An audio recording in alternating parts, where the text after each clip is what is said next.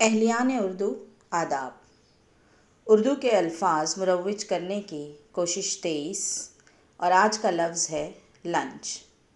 یقین جانیے ایک عرصے تک مجھے بھی اس لفظ کے اردو معنی معلوم نہیں تھے، لیکن اردو میں اس کے لیے بڑا خوبصورت سا لفظ ہے ظہرانہ۔ اس لفظ کا استعمال ہم شاید ہی کرتے ہوں، لیکن جس طرح سے لنچ کے معنی ہے دوپہر کا کھانا، اسی طرح ظہرانہ کے معنی ہے لغت میں دوپہر کا کھانا۔ امید ہے کہ آج کے بعد ہم بچوں میں اس لفظ کو مقبول بنائیں گے۔